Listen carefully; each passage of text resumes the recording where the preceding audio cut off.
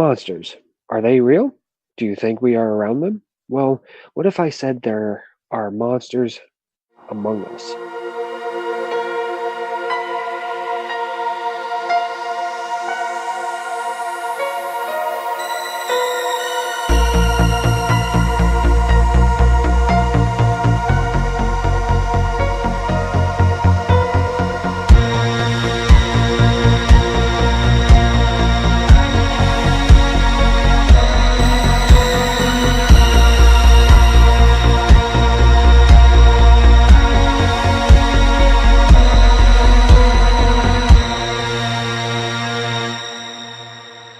Welcome, ladies and gentlemen, to another great episode of Everything Horror Podcast. My name is Tristan Knott from Everything Horror Podcast, and with me are two great people that I know personally. Guys, would you like to introduce yourselves?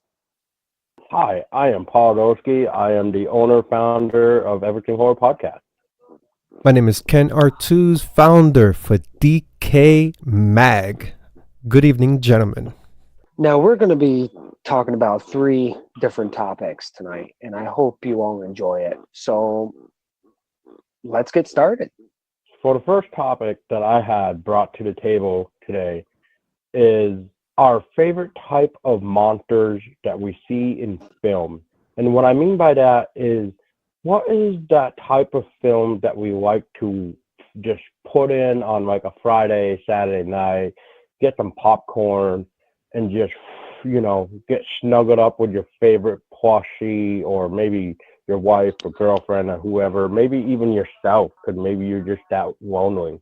But anyway, we all have a good time either way, because that's what that right hand is for, right? Giggity, giggity. All right, on to the topic, though. So favorite type of monsters that we like to watch. Mine will have to be, I want to say, the paranormal type of monsters, because we all see monsters on the screen, yes. But what about those that we do not see? What we can't understand what exactly is going on. It's almost like a poltergeist in a way, or an evil spirit, some type of demon or angel. Either way, we don't really see it. All we know is it's amongst us, and if it is evil, we start seeing like possession.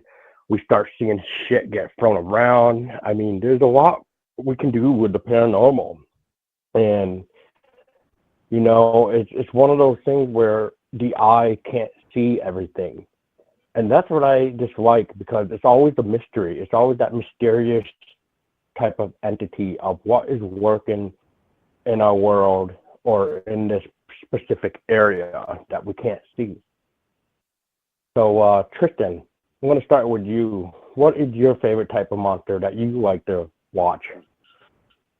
Well, a couple years ago, I can't remember the TV series that used to come on Chiller, but there was a story in it. It was like a anthology, and one of the stories was the Wendigo.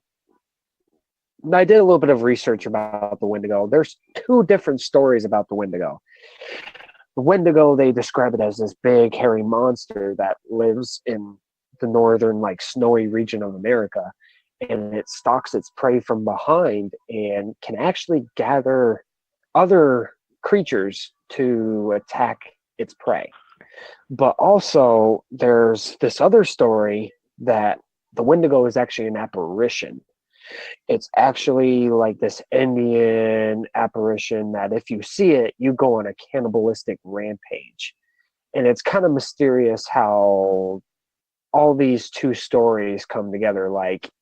It's just how, does one fit with the other? How did these stories come to be? So I'd like to, see how other productions can incorporate that into a film, because I think it'll be very interesting. Ken, what's your favorite? I wouldn't, thinking about this topic, I was saying, where can I go with this? There's so many creatures that I enjoy, but I finally found, well, for this context, I would have to say infected/zombies. They're creatures, they're monsters, but they're monsters based in reality because they may or may not exist. Of course, it can't be brain-eating zombies, but I do think that there could be a scenario in which there is infection, an outbreak, rage virus. Dogs do get rabies. It wouldn't be a matter of time if that type of virus translates to the human population. And that in itself is very frightening because it's grounded in reality.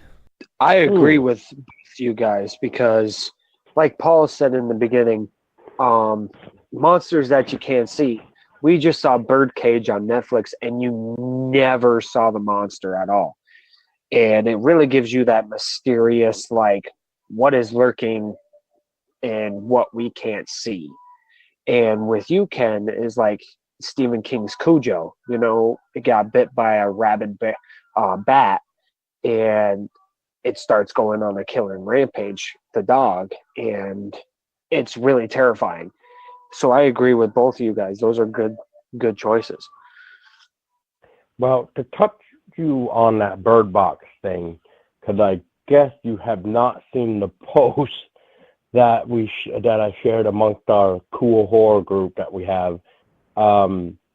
They actually have a picture, Tristan, if you can believe this, ready, of the creature that was supposed to be in the Bird Box, but they took it out because this thing doesn't even look that goddamn creepy. Ken, did you see that picture? Yeah, I saw the picture, and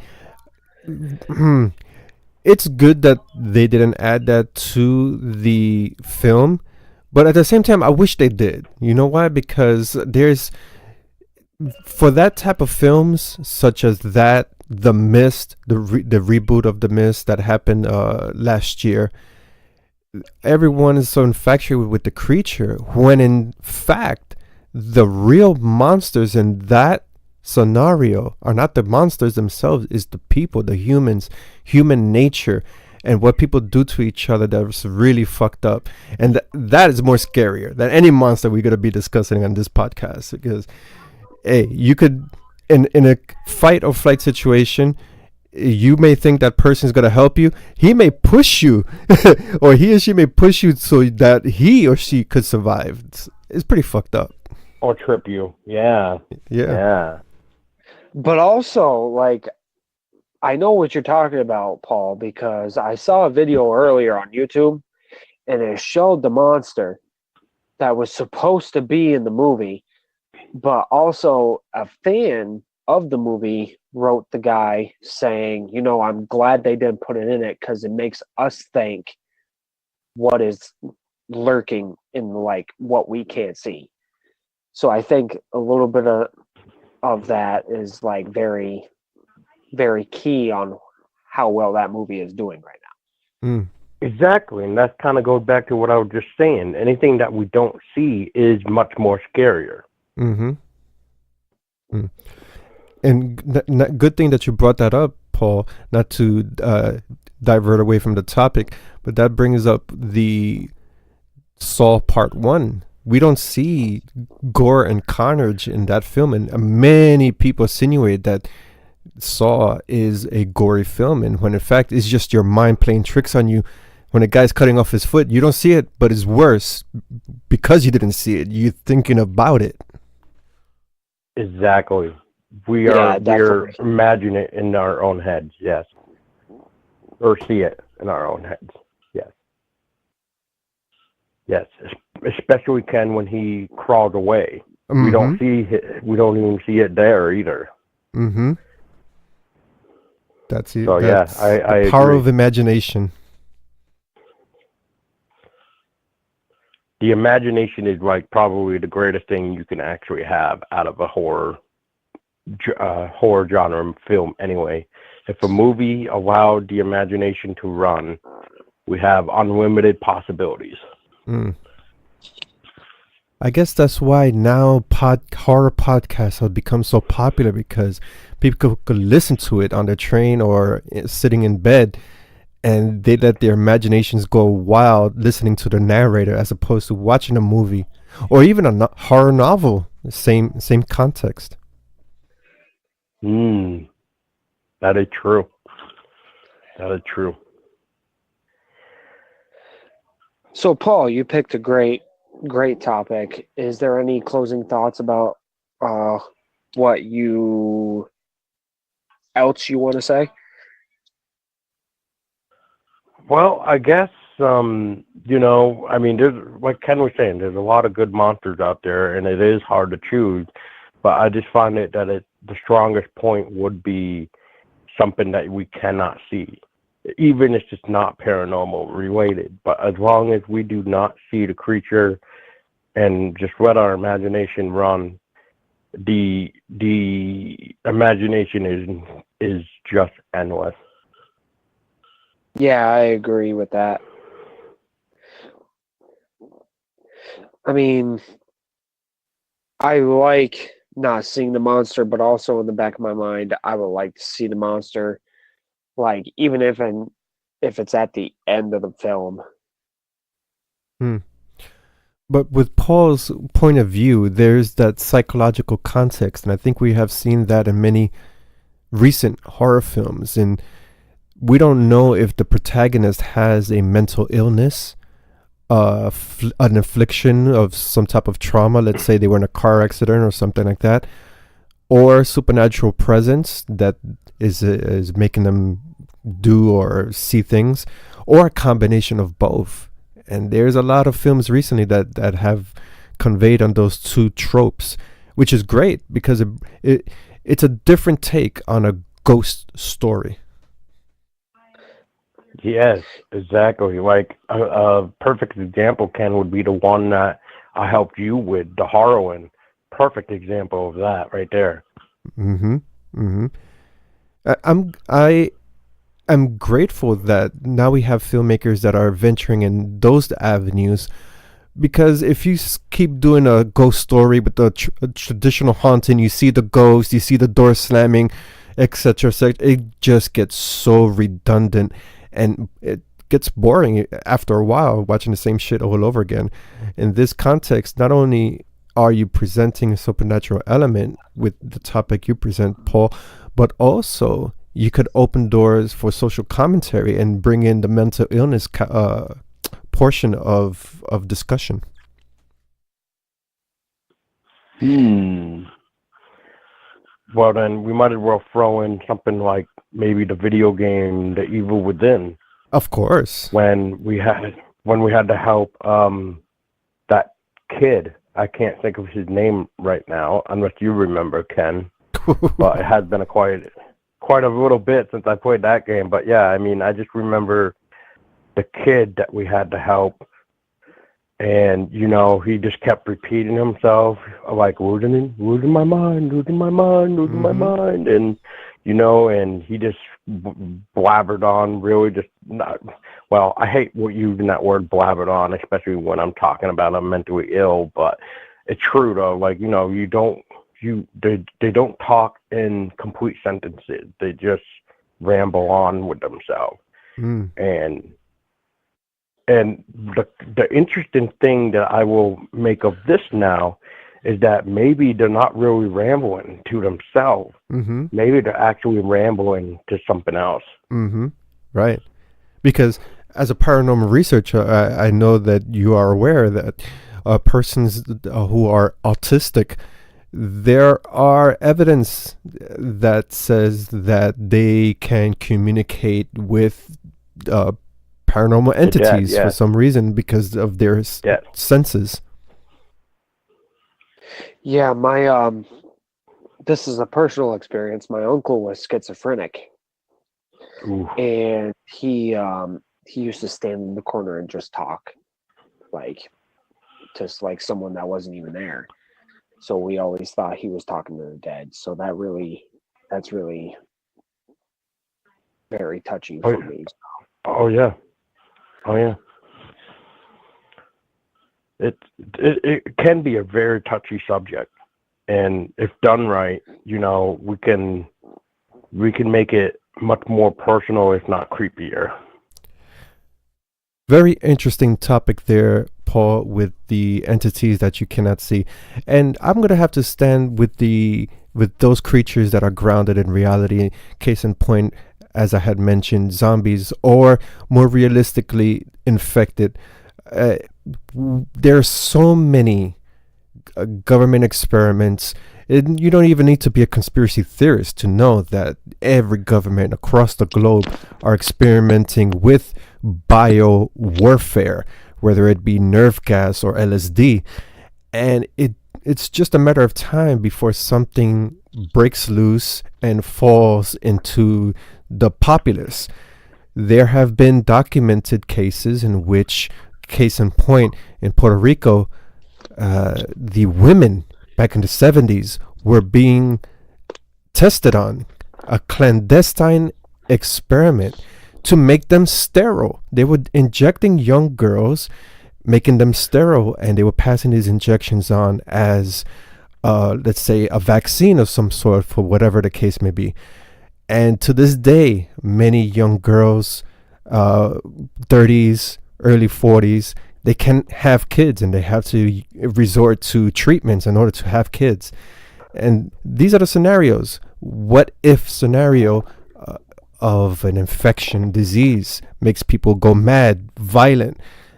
And I wouldn't be surprised some of these cases on TV, especially with the bath salt incident, those were probably infected persons.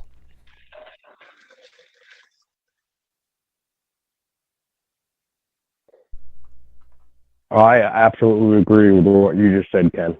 100%. Yeah, I agree with you, Ken. Like that's very scary.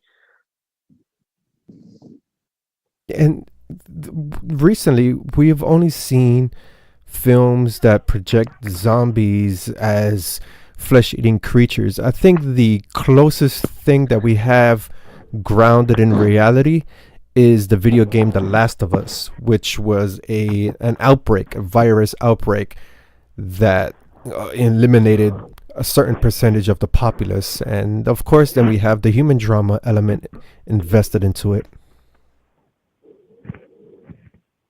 And I'm sorry to go off topic here, but like that also really brings up I Am Legend, the Will Smith movie that came out. I forgot what year it was, but that's the same. It's like post-apocalyptic. Guy's all alone. Like he has to face these monsters that live in the dark, and it's like really scary. Mm, yeah.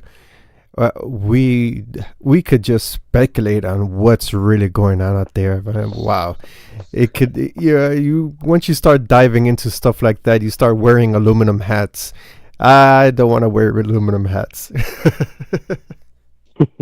And to touch up real quick, Tristan, I Am Legend came out in 2007.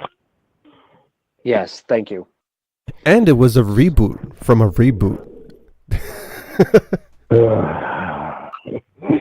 Yeah, but I think the first I Am Legend was titled I Am Omega Man. I think it was Vincent Price he was in it, and then we Yes, had Mark that is Dacascos, right.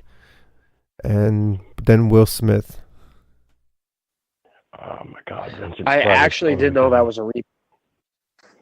Mm-hmm. Yeah, there was 3 or 4 different versions of the movie. Yeah. Mm-hmm. Great big cluster of fuck. maybe someone could suggest that as the haunting monster reboots. That just needs to be its own thing, like its own podcast. Cluster of fucks. But yeah, Tristan, what are your final thoughts about the topic I presented? I think it was actually pretty good. Your guys' choices was definitely better than mine. I didn't even. When I hear monster, I'm thinking about like creatures and like Wendigo, Mothman. But your guys' ones were like more in depth, like something more scarier than creatures that would cause creatures, And Well, Well, not to cut you off, Tristan, but yours was actually a pretty good choice too, with being the Wendigo. There's so many versions of a Wendigo. I mean, there's overseas type, there's Norwegian ones, we got a Native American, which is, I mean, the list goes on. I mean, you have a very interesting creature topic as well, really. I mean, it might not be as in depth, but you're right. I mean, like, look at the game Until Dawn. That was about a Wendigo up in the mountains, and that involved cannibalism, just like the Native Americans. The only difference was the appearance of the Wendigo in the game. They didn't keep it to the way that a Native American would look at it. That's the only difference. Yeah, I never played that game, and I never knew that was about a Wendigo.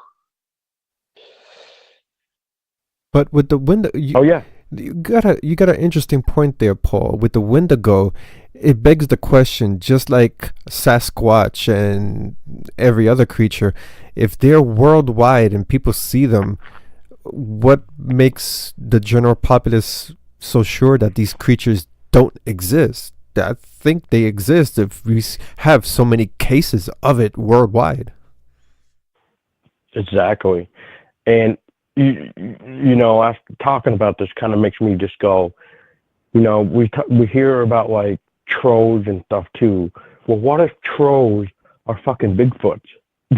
I mean, you know what I mean? Like, maybe we've been calling them the wrong thing this whole time. Maybe they're actually trolls. Well, on Destination America, I saw on, I can't remember the name of the show, but it was talking about a guy on the bus, on this like bus trip, and they stop in this town and he sees the Wendigo apparition and he goes on a cannibalistic rampage and kills everybody on the bus. And this is And just by just staring at them? Yeah, just by just looking at him. That's interesting. Just by looking at him, he was like possessed by the Wendigo, and he didn't remember a thing of what happened. That's interesting, because normally when I hear a Wendigo, normally that means in order to summon a Wendigo, a person has to eat the flesh of another. And that's one thing like really brought my attention to the Wendigo is like there's different like stories. Exactly. Everything is different. Every continent in this world has a different story to tell. I mean, we could go on even about the chupacabra, Right. and you know, weird creatures like that. Even, I mean, everywhere is just different. So, Right. yeah, Right. that's kind of one reason why I picked this topic, because you know, we all find something fascinating, and we all watch it, study it, whatever.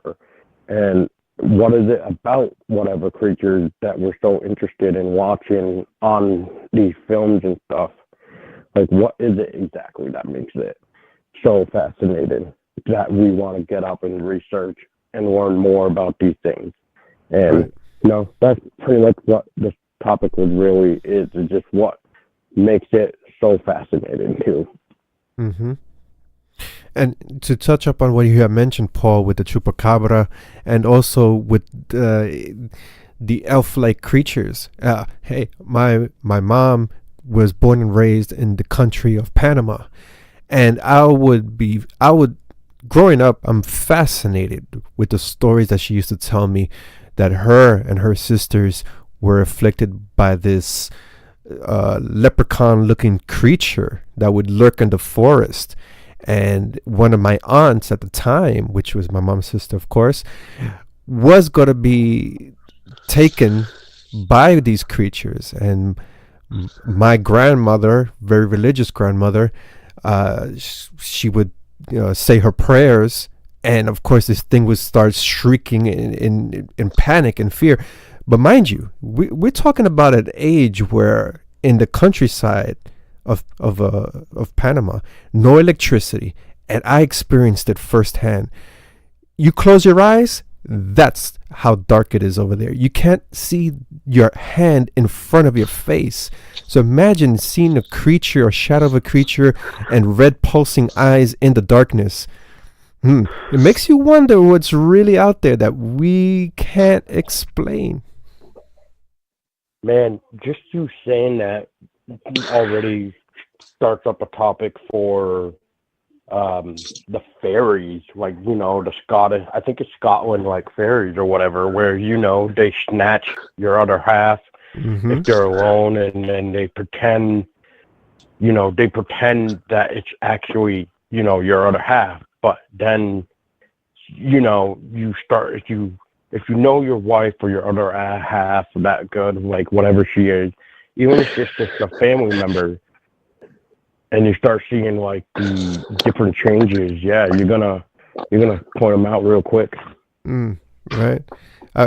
Like I said, I've heard so many stories, and when I first visited the countryside as a young kid, there was a crucifix on the high mountain in that region, and it was because there was so many paranormal activity in the countryside that one of the residents took it upon himself to chop down a tree and make a wooden cross and hoist that wooden cross by himself all the way up to the mountaintop and put it there just to bless the area.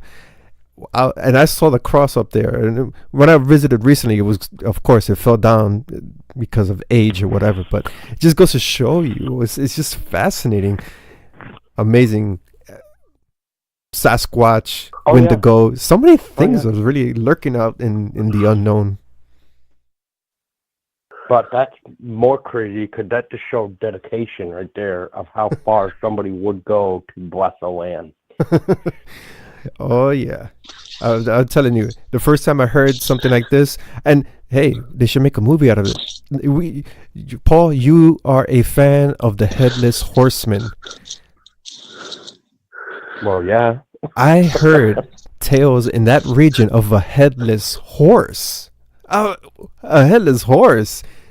Hey, people have seen a headless horse strolling up and down the pathway. Oh, creepy shit, man.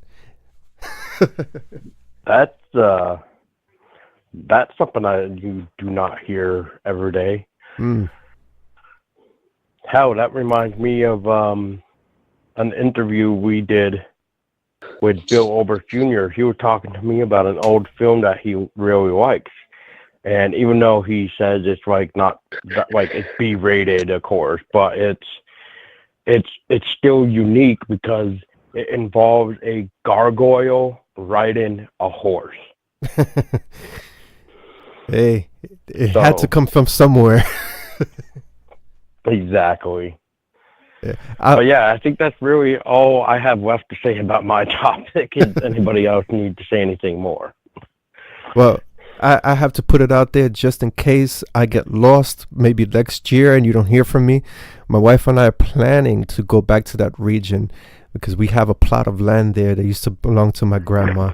And I'm planning on camping out there. I'm getting equipment, audio, video, and let's see if we could document something. But I hope it doesn't come across that we're filming a Blair Witch Project, because that's not the case. Everything you see in the video will be true. I was just about to say that too. This sounds like Blair Witch all over again. Oh man, that's funny. Tristan, Yeah, you have, if you have anything else more to say, then that's fine. If not, then you can head right into yours. Is all I'm gonna say. I'm all set with yours, Paul. I said what I had to say. Okay. Yeah, so to start, what you wanted to bring up, which was something involving the leprechaun, but you were talking about like something about bringing monsters back, I believe, and that's why you were mentioning the leprechaun, right? Yeah, I mean, we've been hearing about reboots and that they're gonna like take a new take on what the original horror movie icons are gonna be, but now we're gonna get a new installment of Leprechaun, and for the past couple of years, we've seen installments for the Alien, Predator, even Leatherface. And to me, I think that's a really, really bad subject. I mean, we're talking about bringing back iconic horror movie icons that have died off in the past years. And I think it's a horrible idea to make even new installments. I mean, a reboot is another thing. If you want to do a reboot of Leprechaun or like this or that, I think it's a good idea, but not making new installments. It just dies off and gets boring. What do you think, Ken? Well, I'm not keen on the whole Leprechaun franchise. I find that and Child's Play to be very comical, and I prefer more serious toned horror franchises. But in my opinion, there's so many other creatures out there that filmmakers could delve into. That okay, we have a Leprechaun franchise. Okay, leave that alone. Go to something else. There's so many regions. Hey, Japan, the Latin community, Europe. There are so many other creatures that are untapped that deserve a franchise of their own. That is exactly right. And, we've already gotten the Leprechaun that we should just already enjoy, which is 1, 2, and 3. I don't even think 4 should even be counted as a Leprechaun movie because now we got Leprechaun in space. I mean, just like Jason in space. Now we're gonna hear about Freddy gonna be going to space. Like, everybody's gonna be going to fucking space. Hey, Just Pinhead come went to down. space too. Oh, jeez. Yeah, yeah, exactly. Like, this, and this Leprechaun Returns actually I guess came out last year on the 11th, I guess. Mm-hmm.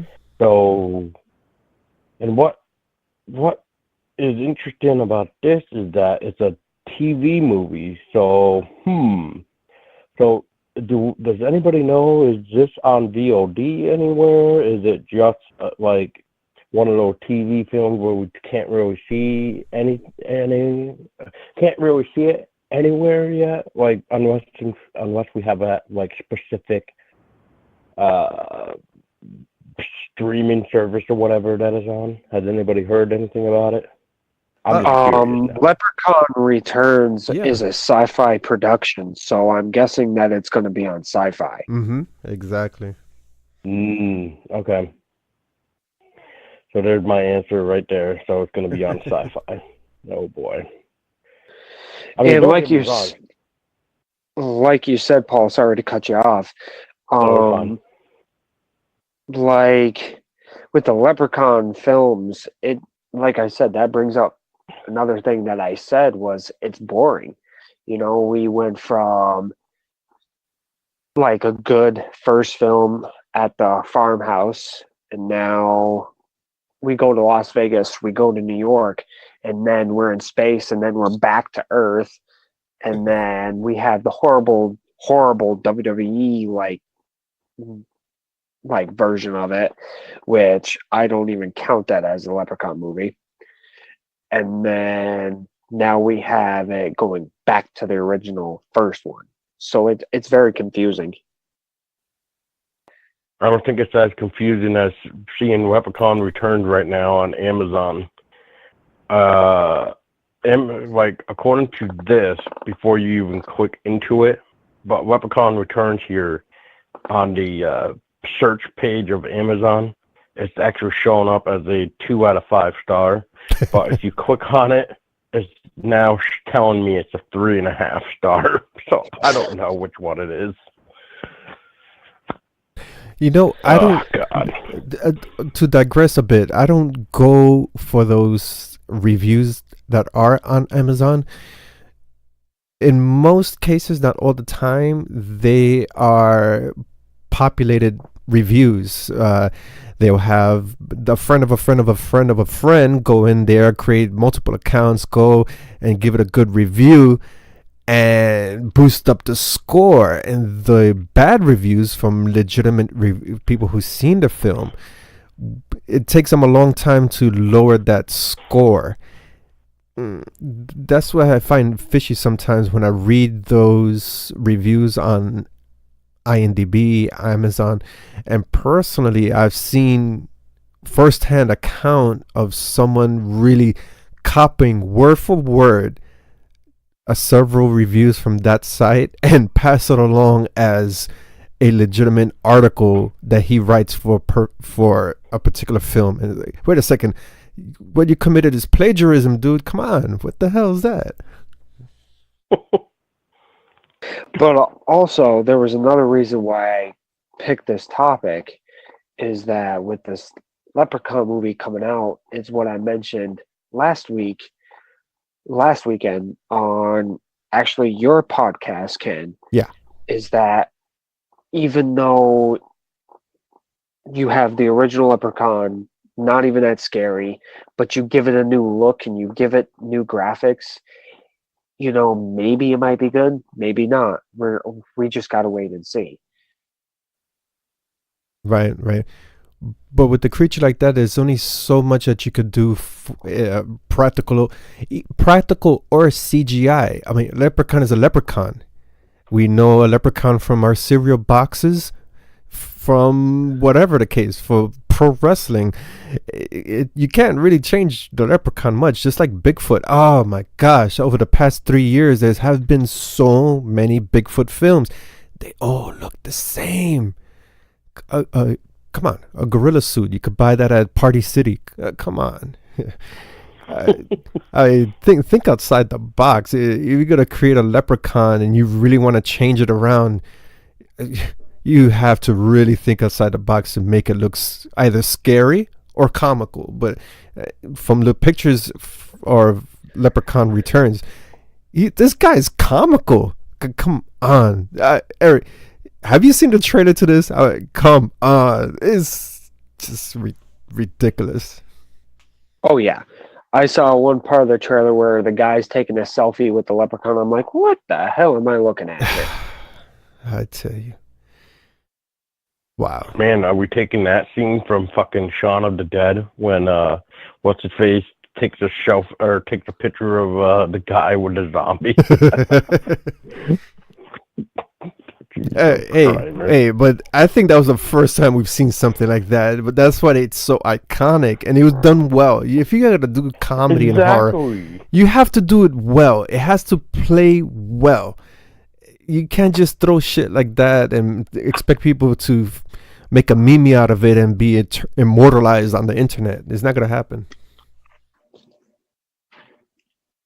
Well, if you get the dumb fucks on the internet, yeah, they'll make anything popular. Yeah, look at Bird Box. Oh my gosh, come on, really? Oh my God, really?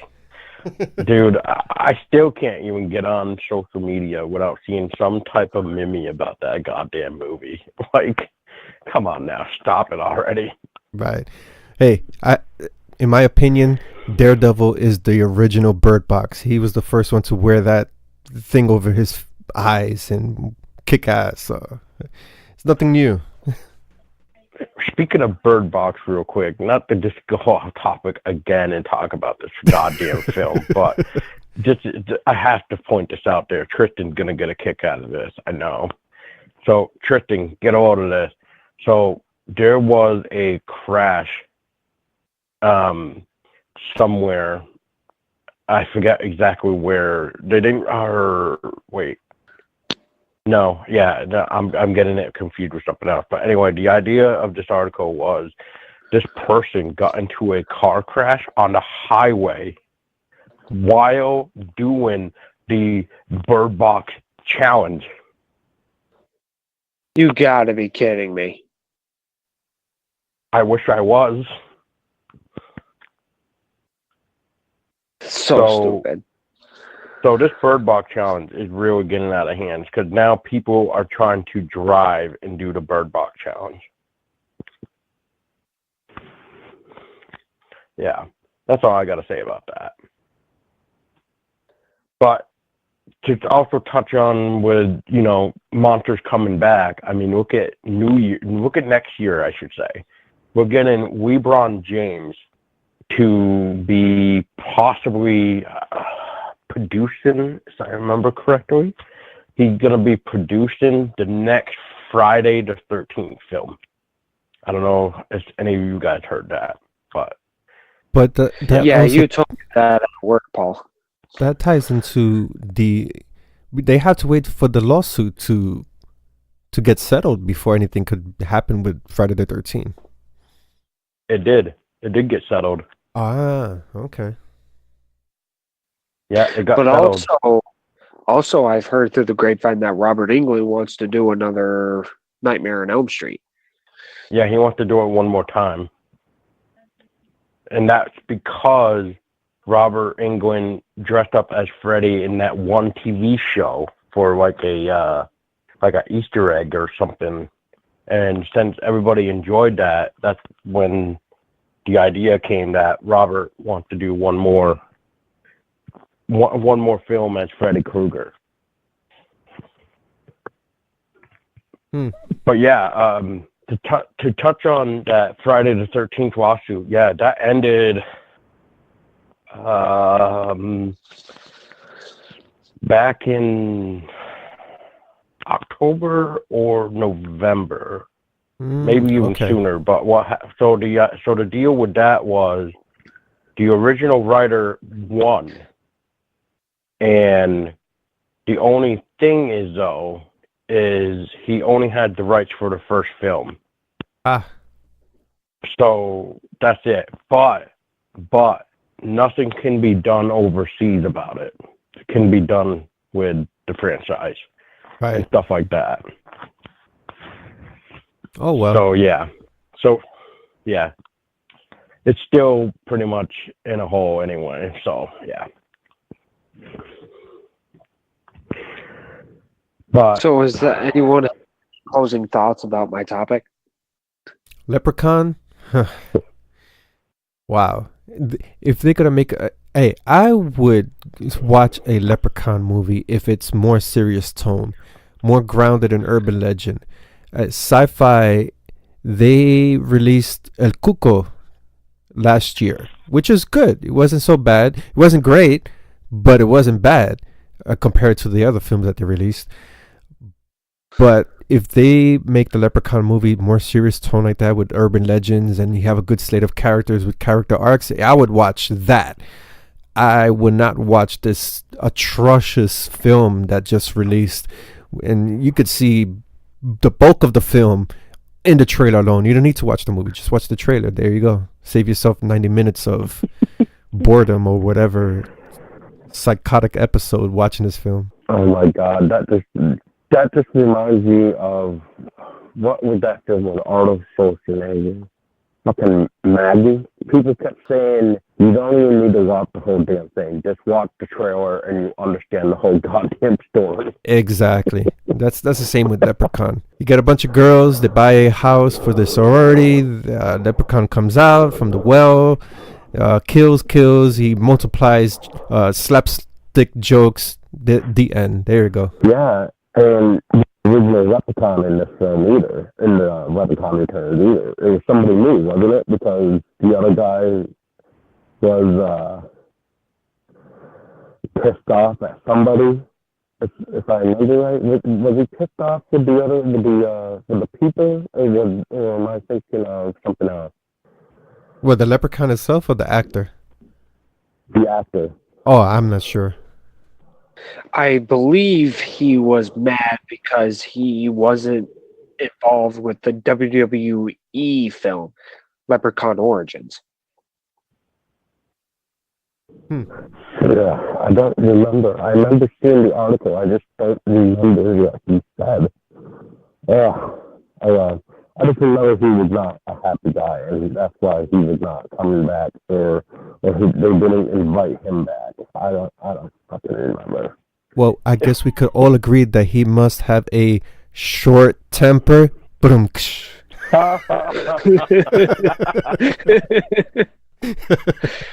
For my topic, what are some of the urban legends that we may have heard of that Hollywood or the indie scene has not touched on? And there are so many urban legends out there in different variations and real accounts of real stories that to this day are mysterious and remain unsolved. And I think if those were made into movies, it would be wow, frightening as fuck if it's done the correct way. So starting with Tristan, what urban legend or what story has not been touched on that you want to see made into a film? I mean, personally, I don't really know much about urban legends, but there's one that's been going around for years around my hometown of West Rutland, Vermont. Is down on this little creepy like road, Whipple Hollow Road as it's named.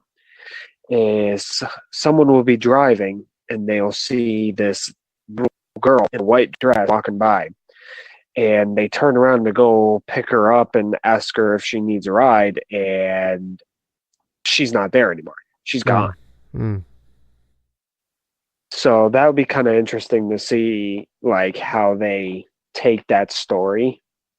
I don't think it'll ever happen, but if they ever did, I think it would be interesting to see how they do the story. I'm gonna first of all, I'm gonna say, Tristan, have you read my fucking script that I'm writing? No, you haven't even No? shown me that thing. What? Oh wow!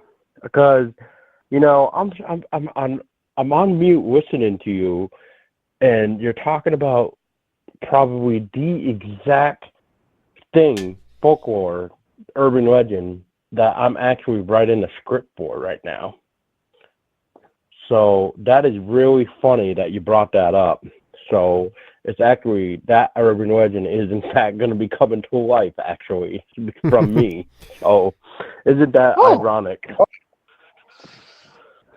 That So is a see, huge I guess coincidence. urban legends can come true.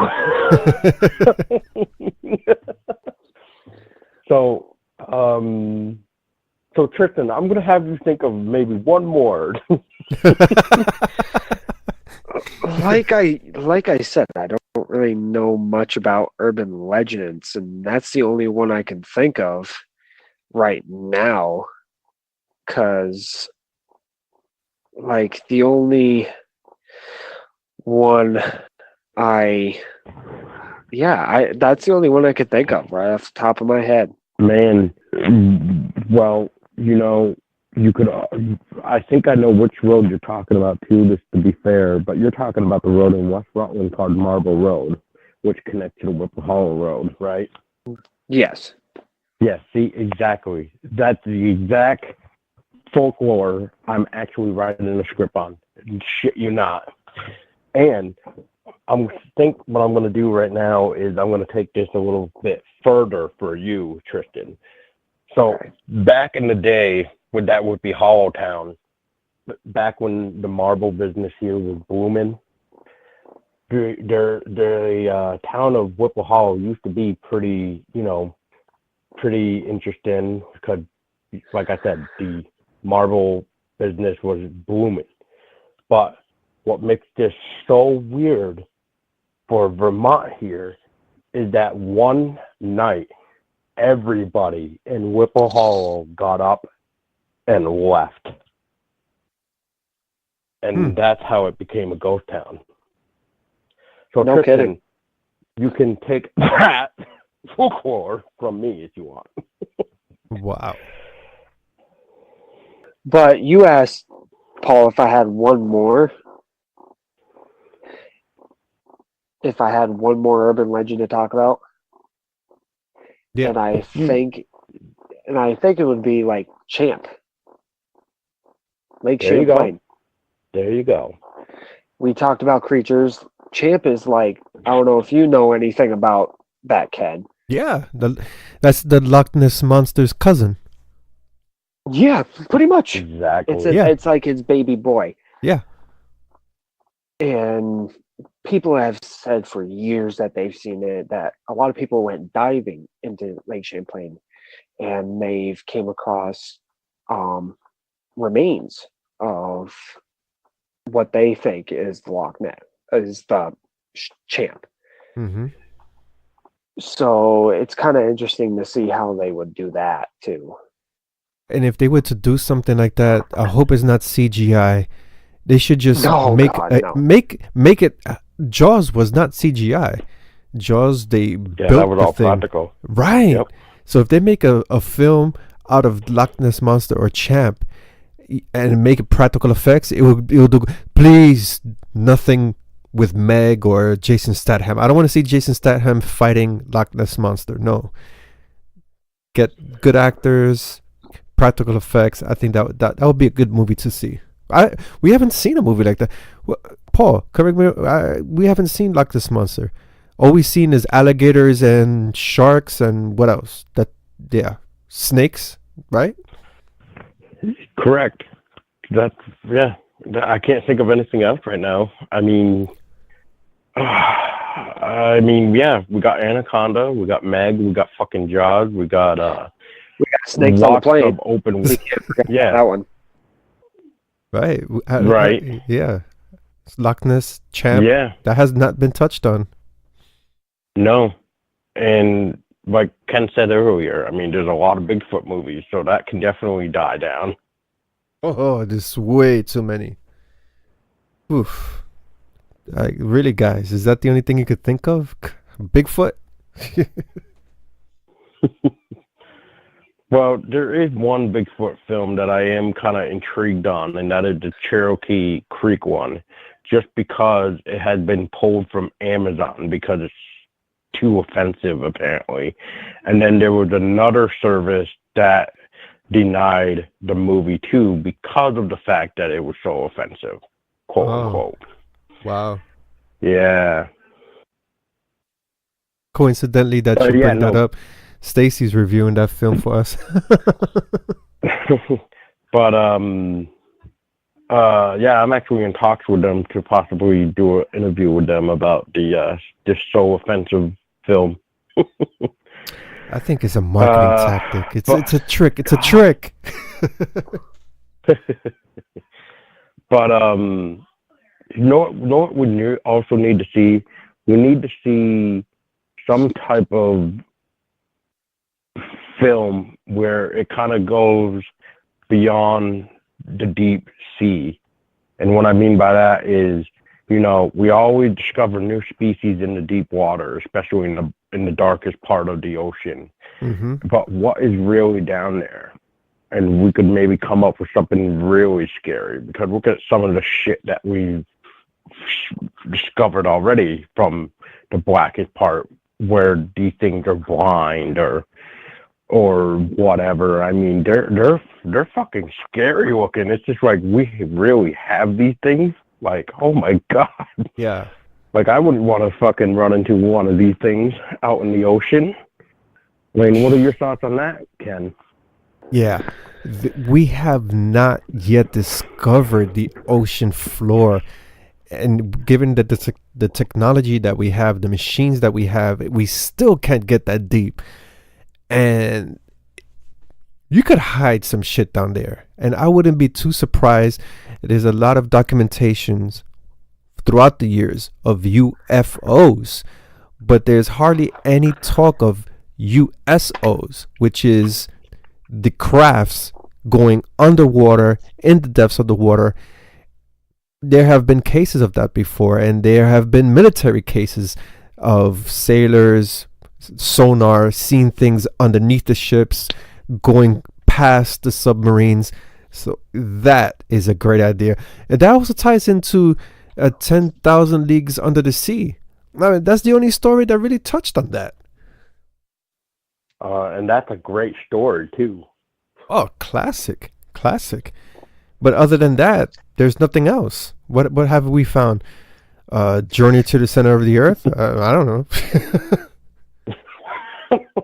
And I'm and I'm talking about the one with the rock. There's the story itself.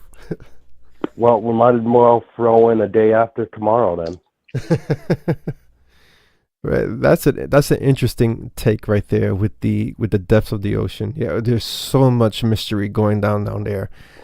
Atlantis, aliens, the creatures that we have seen so far that surface, giant octopuses.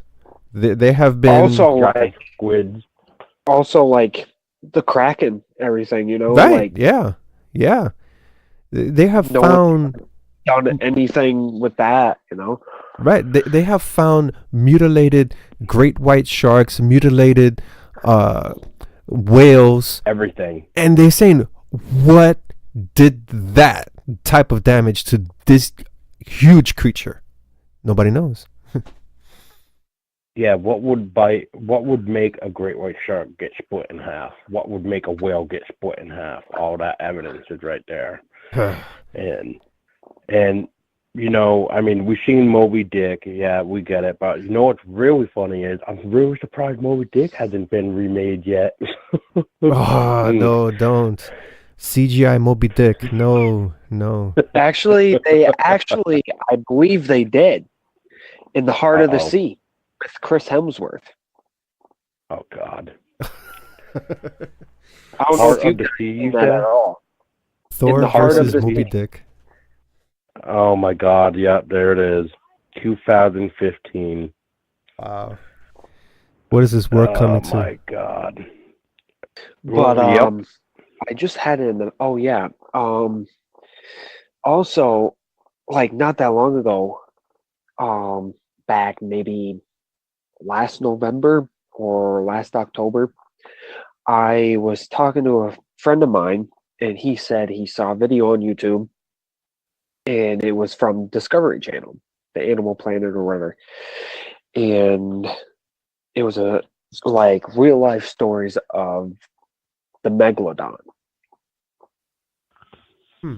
And it was live footage. A family was videotaping their family going out fishing, I believe at this tropical island somewhere, and the guy caught something on his line and he fought it about maybe 8 hours straight, and something happened. The boat tips over. You see it in the video. The boat tips over and they go diving for the family, and there's a big bite mark out of the boat, a huge bite mark out of the boat. So it really makes you think, what is lurking underneath the sea? Precisely. You see, and that touches on the topic that I present. So many interesting stories that is based on real life. We have the deep sea. We have Loch Ness Monster. And of course, we have Paul's pitch of the apparition girl on the road. Yes, which I'm hoping to start filming this summer, I hope. Which I'm still not involved in. Well, you will be soon enough, my friend. To touch up on what you have presented, Paul, you went to the deep blue sea. I'm going with the forest. We've seen films on the forest many times before. Some of them involve Slender Man, and in other cases it involves a ripoff of the Japanese version of the forest, in the Suicide Forest to be exact. Suicide Forest, yep. Yeah, yep. Well, but there are cases, and there's a documentary out already called Missing 411, and this documentary explores the missing persons that have occurred throughout the years in national forests across the U.S. People go missing in these forests, and there was one notorious incident that happened in Russia in which a group of 9 hikers, they were in a mountaintop. Something happened to them. That was called the Dyatlov Pass incident. 9 hikers in a remote area. This is way before cell phones, communications, and everything like that. Something happened to them, and when the authorities went to look for them because they were reported missing, they found their bodies mutilated, bones broken, heads torn apart, and they try to say, okay, there's no creature up in that region that would do such damage. One recent case happened last year. I don't know if you guys have heard of this. Here in a national forest, upstate New York, this retired firefighter goes on a ski trip with his buddies. He says to his buddies, hey, I'm going to go up to the mountain. I'm going to do whatever he's going to do. He's going to do a round of skiing. He never comes back. So his buddies call the authorities. The FBI gets involved. Local police gets involved. The Mounties get involved. They couldn't find this guy. 5 days later, he appears. He's in fucking California. He's wearing the same he's wearing his ski boots, his ski gear, his ski poles, everything. So everybody's saying, okay, how the fuck did he come from upstate New York to California? To California, and they found him, and he's disoriented. He doesn't know where he's been. He doesn't know nothing, how he got there, anything. We hear these cases all the time, and I think a film like that really explores those type of tropes would be scary as fuck, because these things actually happen, and there's documented cases, and I could go on and on and on. So many documented cases. One involved this 5-year-old kid. They were looking for the kid. He strayed from his parents. They couldn't find him. Months later, they found a decomposing body on the top of a mountain. How the fuck he got to the top of the mountain, we don't know. Wow. That is kind of creepy. That sounds like an alien abduction, and once they were done probing him or whatever what was going on, brainwashing him, sounded like they dropped him off in California. That's the way I'm looking at this. Yes. And anybody can laugh at that as fact, but you know, I wouldn't be laughing, because you could be the one getting abducted next to be probed. But right, absolutely. But to touch back, and to touch back about that that story that you were talking about, that was Kawat Mountain in Russia, which is known as the Dead Mountain. And I actually, because I'm always fascinated by stuff like that, and that is one story that is always really look at, because like you said, there's 9 hikers, and you know, the one thing I did not know about this is that 1 out of the 9 hikers on the day they went that mountain actually got sick to the point where he had to be hospital bedded.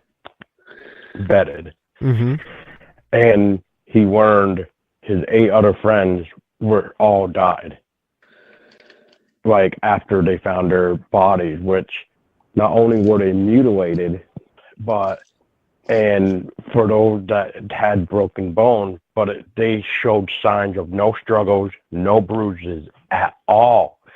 And one of the girls, I think it was one of the girls, was missing their tongue.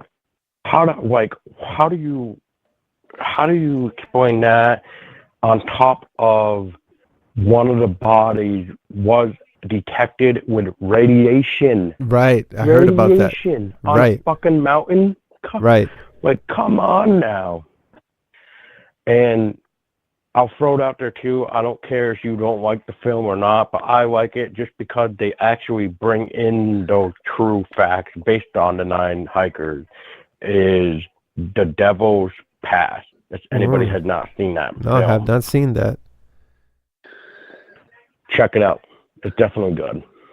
It's a great theory, if I may say, but they do explain the death of those hikers that you mentioned, Ken. Right. And if they were to make a film of those 9 hikers, or any type of film that has to do with some weird incident in the national forest here in the U.S., please, filmmakers, if you're listening to this, don't make this a found footage piece of shit. No, don't. No, absolutely not. We have great ideas here. Don't destroy it with found footage. Put a story behind it. Well then, well then, well then, maybe you might not like Devil's Pass because it's pretty much about these group of students that are trying to film a documentary on it. Ah, yeah, we've seen that so many You times know, before. we talked about like mysterious things in the sea and like mysterious things that are happening around the world. But I believe this film is based on a true story. I believe it said it in the first credits when I first saw it, so don't count me on it. Is Flight 7500. Has anyone heard of that? Nah, I don't think I've heard of that. No, Okay, Google time. right? It's about a flight leaving from LA to Tokyo, and they're in midair, and something happens. They hit like severe weather turbulence, and then someone dies on the plane. The supernatural thing starts happening all Ah, like yes. in the plane. People are Okay. killed and stuff. It was a good movie, but Yes. I believe a true story. Yes. So I, it was I, kind of I interesting to pulled see it up that. now from Google. Yes, I have seen that film. Yes, I agree. And Hmm. it's kind of like mysterious too, like what really caused it to like have supernatural effects on the plane. Like, was it the death or was it the like kind of like the electrical currents in the air imbalancing? You know what I mean? Hmm.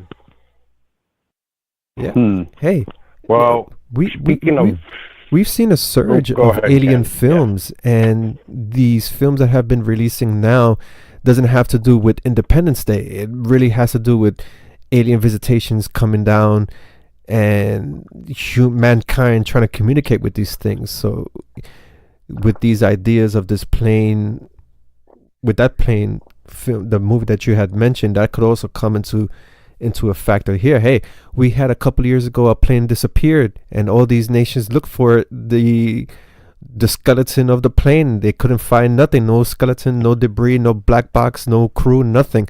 What the fuck happened to that plane? Didn't they actually find it? Because it like somehow mysteriously came back? Or am Nah, I thinking of another story? no. The one from Indonesia, they have never found it to this day. Hmm. Then I might Same be with thinking of another one. same with what was her name in American history? Amelia Earhart. Uh, yeah, they never found her plane. Nothing to this day. Yeah, yeah. And Exactly. there was one Exactly. case. There is another case with those 9 hikers we were referring to, Paul. But there's another case. It happened in Brazil, in which the local authorities found a mutilated body of a man. They don't know how he got up to this mountaintop. Nothing, because it's a remote area, and I'm not even gonna look on Google how they found the body, but this guy's body was tangled and mutilated, and he had surgical holes on his body with laser cut incisions. That is one of these are the hidden cases here of things that happen. How the fuck did his body get up there, first of all, and what were these incisions on his body? Oh, crazy shit is happening worldwide. Oh my God. Yeah, it's crazy. It's just crazy. And then to touch back on what Tristan was talking about with these airplanes and stuff, have you guys ever seen the Tooth film called Altitude? Okay, Yes. Yeah, Altitude, Ken? pulling it up right now. A-L- yeah, for those listening, Altitude, Altitude. It's a 2010. It is so, so weird. Oh yes, Yeah, I've it seen is. that. Yeah, yeah, It yeah. kind of reminds me of like a kraken that's like in midair. Exactly. And also, it kind of reminds me of like Inkheart as well, because the guy is reading a comic book, and when he's reading this comic book, it's actually coming to life while he's in the air. Hmm. But hasn't seen the film yet. I don't think I've seen that one. I don't think I have either. That doesn't even sound familiar to me, but then again, what's that, Tristan? Are you talking about Inkheart? Yeah. Yeah, I never heard of that. It came out like, I think 2012, maybe 2010. Brendan Fraser played in it, and everything he'd read a book, and everything would come to life every time he read it. Damn. So that film. Wow. I think we've touched on some many great ideas that either have made it to film in one form and that's it, or it hasn't been made at all. And so many good ideas. It just boggles my mind why Hollywood keeps doing reboots. And for the indie scene, stop making Bigfoot movies. Come on, we got other urban legends to touch on. Sheesh. Dude, urban legends is, oh my God. Like, there's so many great urban legends. There really is. I mean, look at the I forget the name of it, but look at the one where it's about the guy that somehow gets into your vehicle and then you just slit your throat when you come into your vehicle. And then there's like other weird ones too. I mean, one of these days that's gonna be a future episode. I already know it. I just need to read back on some urban legends to really do it. I actually, now that you say that, getting into the car and everything, this guy getting into the car, slitting your throat and everything, there's actually an urban legend about black-eyed children, which is an apparition. These kids in hoodies would walk up to your car, knock on your window and be like, "Man, can I get in your car?" And they don't really have any facial expression. They just got two black eyes, and they just keep on asking, "Can we get in your car?" Yeah, I've been hearing about that lately. They get into your car, you're never seen again. Yeah. That sounds like a demon, and it sounds like the only reason why they're asking that is because it sounds like it's one of those weird things where you have to invite a vampire into your home. Right. Like it's almost like that, because everybody knows once you invite a vampire into your home, well,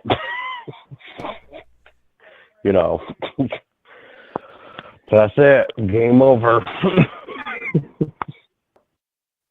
But yeah, I mean, there's so many cool things that people can do, not just bullshit. Let's reboot this, let's remake that. I mean, there's so much stuff like we talked about. There's so much urban legends out there that we can just all try to make come to life. So try to start doing that, Hollywood. Right. And with the black-eyed children, when I attended the Women in Horror Film Festival last year, there was one short about the black-eyed children, and it was well made. And I said to myself, "Wow, this is actually the first time I'm seeing a film about the black-eyed children." Hey, I've heard the urban legend before, and I've seen it on TV in those ghost TV shows, but to actually see someone make a film about it, and it was actually good. Like you said, Paul, hello, Hollywood. There's so many great ideas out there. Pick one. Come on, write them all down, put them in a hat, put your hand in the hat, and you got yourself a good idea. Come on now. Exactly. And, that's what fucking Hollywood is like, is perfect original stories. And it's nice to see, like, Shudder and everybody else taking, like, Channel Zero and, everything else. They're actually getting creepypastas from the internet. I mean, it's amazing stuff. So why can't Hollywood fucking do that? Oh, wait a minute. Didn't they try to do that with Slender Man? But why Slender Man? And there was a Spanish version of it too, and it was called Let's Play Dead Girl. And instead of Slender Man, the character was Alto, which is Spanish for tall. as a short film, that shit was kick ass. And then a few months later, they had the Sony version come out, and I'm like, what the fuck is this? First of all, once your cast has no diversity in it, there's just no reason to watch your film at all. Come on, put some diversity in your film. Yeah, I agree with the both. There's so many out there that they could do a lot with, like I said earlier, the Black Eyed Children. Like they could do so much with that, so much. Yeah, And also with what you said, Ken, all these mutilations and regions that, like in the mountains and everything, like they could do so much with those stories that I don't know why they don't. exactly. And uh, what was that one film? I think it was with oh, what's that actress name for Resident Evil that we always criticize? Oh wow. Maya Jovovich, Yes, she was a Mila. psychologist about these people that were being kidnapped in Alaska, some shit like that. Yeah, I gotta. Hey, that was based on true events, and it was pretty. That was a pretty good film. It was kind of underrated. I gotta give applause to that one. That was pretty good. But Also, now you say film. There was also that one was also an urban legend film, but also Primeval, Gustav, Africa. right, right. Okay. I think that was a great film. But these things are one shot deals. If the idea is that good, I don't see why not recreate recreate a different version, a different take of it. But once you start hitting the same thing over and over and over and over and over again, it just becomes so repetitive. And so, yeah, you could say that there's a horror community out for Bigfoot movies. Sure, of course. There's a horror community out for B-rated movies, of course. But does that justify really spending hard-earned money, your time, editing time to create a film just to please the masses instead of creating a film that could be an eye-opener or artwork? That's a good question right there. Yeah, so I think we hit everybody's closing thoughts through all that. Yes, my closing I thoughts would are, say we could go on and on, but yeah, I'm tossing in the white towel here. Yeah, closing thoughts, Paul. Yeah, I'm saturated. Coding thought for that is gonna be there's so much shit out there between urban legends and monsters that are in the ocean, maybe up in the air, maybe in the woods. I mean, we got UFOs. I mean, come on now.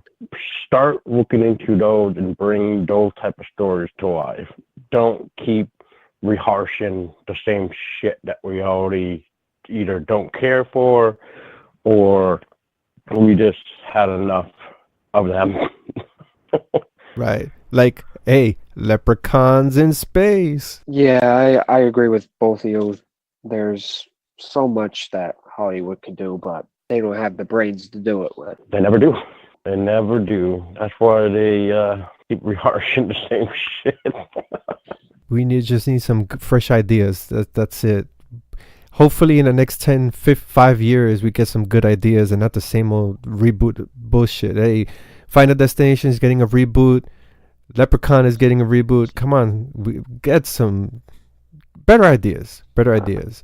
That's why I love the independent scene and the overseas market. You always see fresh content there. Well, 80% of the time, that is. Yeah, that's true. But it's just a matter of content. Oh, God. But, yeah.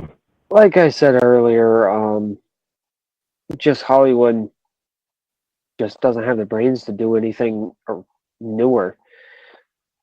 And I don't watch a lot of independent horror films, so I'm not sure. I gotta check that out. I get sick and tired of seeing the same old thing. It gets boring. And with all these new installments coming out, like everything and reboots, it's like, come on now. Like, let's just do something new. And we probably will never see that. Probably not, especially now since we're going to be brand new Amityville Murders. Anybody hear about that? Oh yeah, of course we have. Ugh. If I would have had the money, I would have bought the house because the house was on the market in the real estate market and it was for sale and at a good price too. Not bad, 500,000. That wasn't a bad price for a house, a dock, and you get the lake in the backyard too. That was a steal. So I think that really wraps it up.